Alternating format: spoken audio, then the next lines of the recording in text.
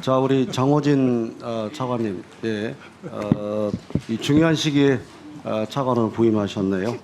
예, 그래도 뭐 그동안 쭉 해오던 일이기 때문에 뭐 특별한 어떤 업무의 연속성이나 문제가 없는 거죠. 네, 열심히 하겠습니다. 자, 윤석열 정부 외교 분야 1년 평가 한마디로 얘기하면 뭐라고 할 수 있습니까? 이 성과를. 외교안보 분야에서 상당히 중요한 변화가 있었고요. 특히 한미 동맹을 강화하고 좀 이렇게 마이크를 좀 가까이 한번 예, 예. 해보십시오. 한미 동맹을 강화하고 또 상당히 어려웠던 한일 관계를 정상 궤도에 복원시키면서 특히 남북 관계에 있어서 정상적인 남북 관계를 만들어냈다, 그렇게 평가할 수 있겠습니다. 아울러서 우리 그거를 예. 국민한테 홍보하거나 그럴 경우에 뭔가 이렇게 좀 한마디로 이게 뭡니다, 가치 외교다, 뭐를 이렇게 했습니다 하는 그런 어떤 좀 이 홍보 차원에서 그 네이밍을 한번 생각해 보십시오. 이렇게 막 복잡하게 설명하니까 뭘 했다는 거냐, 이거에 대한 판단이나 홍보가 전달이 덜 되는 것 같아요. 윤석열 정부 외교 분야 성과 뭡니까? 이렇게 하면 딱 뭐가 나오도록 우리 기획실이나 이런 데서 좀 그런 걸 한번 해서 좀 해 주십시오. 네, 알겠습니다. 실제 한 것보다 더 많은 비판을 받고 있다. 그런 것은 홍보에도 좀 이거 우리가 덜한 거 아닌가 싶어요. 자, 앞으로 밀고 나갈 건 밀고 나가고 또 비판하는 분들이 비판할 거 우리가 겸허하게 듣고 또 보완하고 해야 되죠.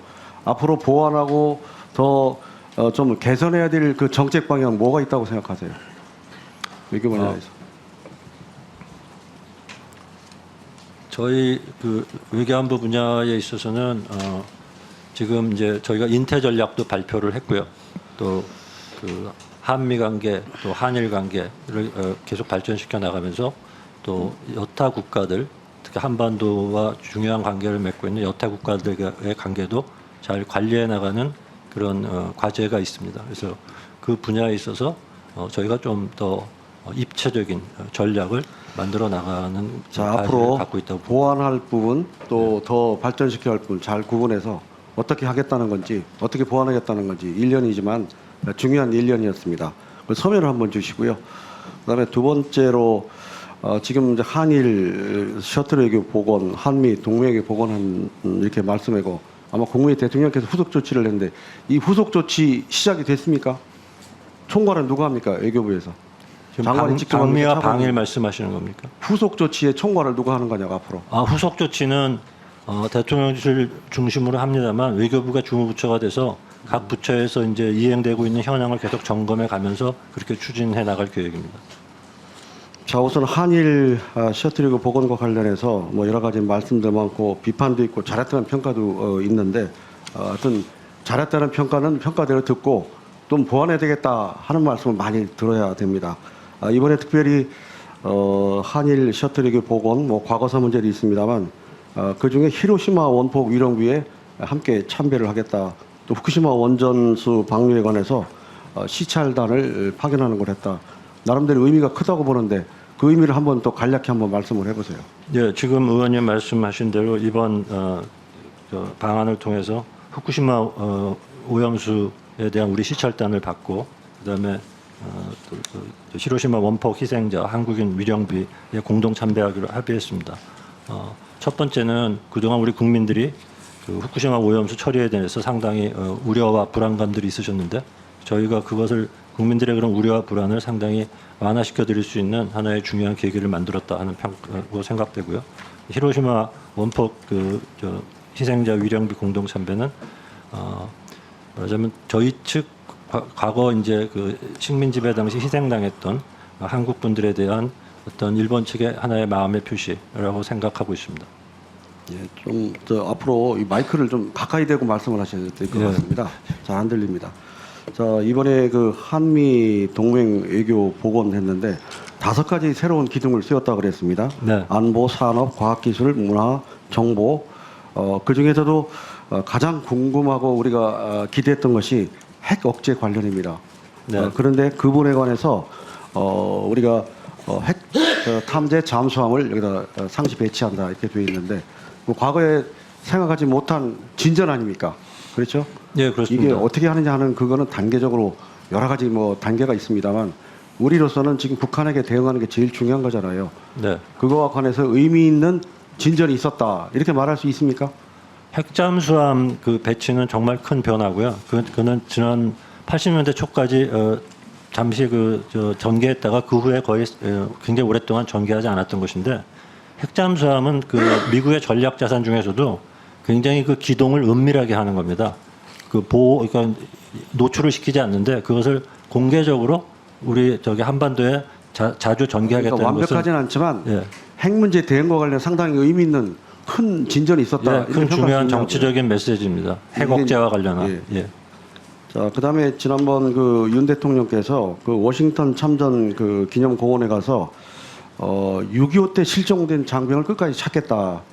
혹시 6.25 때 실종된 한국군의 숫자 이 국방부 소관입니다만 70주년 기념이니까 또 미군의 실종자가 얼마나 되는지 알고 계세요? 죄송합니다. 제가 그 숫자는 잘 모르겠습니다. 이게 확인해 국방부 보겠습니다. 소관인데 예. 외교부가 총괄하기 때문에 전체 부처에 70주년과 관련된 모든 업무를 총괄해달라 그런 말씀을 드려요. 제가 외교부에 개별적으로 물어보니까 우리 소관이 아닙니다. 우린 잘 모릅니다. 이렇게 하면 안 됩니다. 네네. 외교부는 예. 한미 동맹 70주년이면 전체를 다 꿰고 있어야 돼요. 이걸 우리 보고 부처로 알아보라고 하면 얘기가 안 되잖아요. 뭐 차관님 새로 오셨으니까 그렇긴 합니다만 이렇게 업무라는 게 정부의 여러 가지 기능이 나눠져 있는 경우는 그걸 통합하는 어딘가 종합하는 데가 있어야 되는데 요즘에 이게 물어보면 각자 개별적으로 알아서 국방부에 알아보십시오. 이렇게 답변해서는 안 되는 거거든요. 외교부가 당연히 알고 있어야죠. 한미동맹 70주년에 대통령이 가서 말씀도 하셨잖아요. 실종된 미군 끝까지 예, 저희가 좀 더 만전을 기하도록 하겠습니다. 국방부를 하면서 자료 받아가지고 자료 보내는 외교부 대표님이시죠. 네, 알겠습니다. 예, 수고했습니다. 다음 윤호중 의원님 질의해 주시죠. 예, 경기구리 출신 윤호중 의원입니다. 예, 외교차관님, 제가 그 한미 정상회담 뭐 가장 최근에 있었던 한일 정상회담까지는 뭐 가지 않더라도 한미 정상회담 결과를 놓고 여당이 현수막에 역대급 성과를 거뒀다 이렇게 홍보를 하는 걸 봤는데 역대급 성과를 거뒀습니까? 예, 저희는 그렇게 평가하고 있습니다. 아, 그렇게 평가를 하고 있습니까? 대통령의 국정 지지도를 보면 지금 거의 낙제점 수준이에요. 그런데 그 중에 그나마 외교가 다른 분야에 비해서 높은 점수, 제일 높은 점수를 받고 있는 건 사실이다 이렇게 얘기를 합니다. 아무리 다른 과목보다 잘 봤다고 우리 잘하고 있다 이렇게 자랑해도 되는 겁니까? 그거는 저희가 잘하고 있다라고 자랑한다기보다는 사실은 뭐 미국 조야나 다른 국제사회에서도 평가도 굉장히 긍정적. 좋아요. 이렇게 봅시다. 핵 공유했습니까? 저희가 하고 있는 핵 억제는 핵 공유를 기반으로 하는 것은 아닙니다. 잘 아시다시피. 핵 공유라고 그렇게 주장을 해왔잖아요. 이제 미 국무성이 그건 핵 공유 아니다 이렇게 얘기를 하니까 이제 아니다 뭐 이렇게 말을 바꿨습니까? 그 발언에 대한 논란은 사실상 핵 공유처럼 느낄 수 있게 핵 억제를 긴밀히 하겠다는 발언에 대해서 거두절미하고 이게 핵 공유냐라고 물어보니까 핵 공유는 아니다라고 답변한 서로 다른 뉘앙스의 얘기였던 걸로 저는 알고 있습니다. 핵 협의 그룹을 만들었다. 이거 성과라고 이야기를 하고 있는데 네. 그리고 나토의 핵 전략 그룹보다 더 이 수준 높은 이 논의가 이루어질 것이다. 이렇게 주장을 했죠. 네. 사실입니까? 저는 그렇게 운영될 수 있다고 봅니다. 핵 보유국가 간의 전략 협의를 하는 것과 핵 보유국과 보유하지 않은 나라 사이에 협의를 하는 것이 같은 수준도 넘어서 더 긴밀한 수준이라고 이야기할 수 있습니까? 나토의 경우도 핵 기획 그룹에 참여하고 있는 나라들 30여 개국 중에서 핵 보유국은 영국밖에 없습니다. 프랑스는 아니고요. 프랑스는 참여하지 않습니다.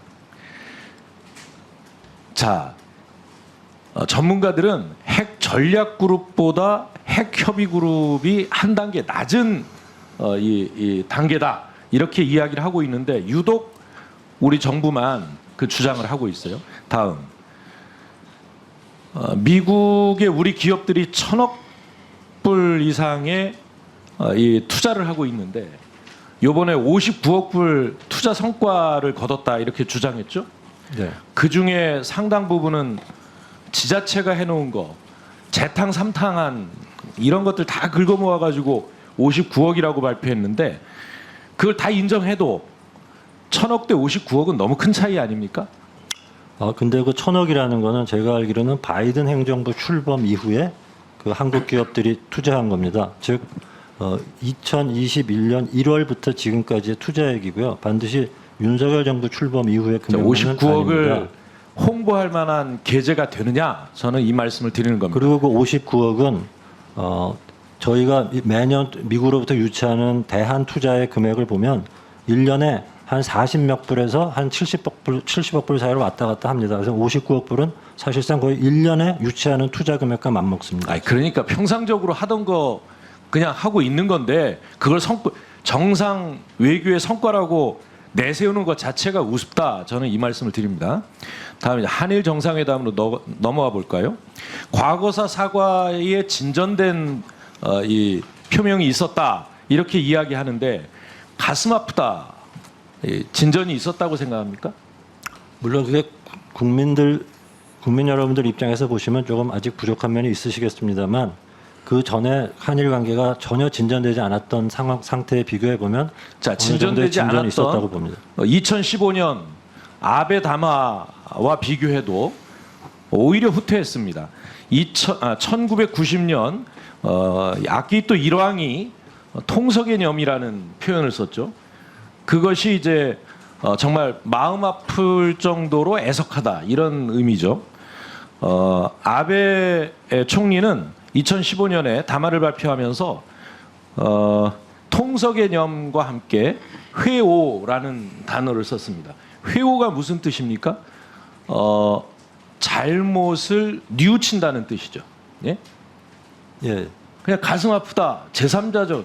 무슨 이 제3자 시점의 발언을 듣고 이것이 진전이 있었다. 이렇게 이야기할 수 있느냐? 저는 이걸 묻고 싶습니다. 다음은요. 이것은 정상회담에서 거론된 얘기는 아닙니다만 안보 산문서를 작년 말에 일본이 개정하면서 독도 영유권을 안보문서에 기재했어요. 독도 영유권이 그 이전까지는 이 상호 국권의 문제고 상호 국내에서 이 한일 양국이 각각 영유권을 주장했습니다. 그리고 이것을 외교적으로 거론되던 이야기지 안보와 관련해서 영유권 주장이 있었던 적이 있습니까? 안보문서에 처음 들어간 거죠.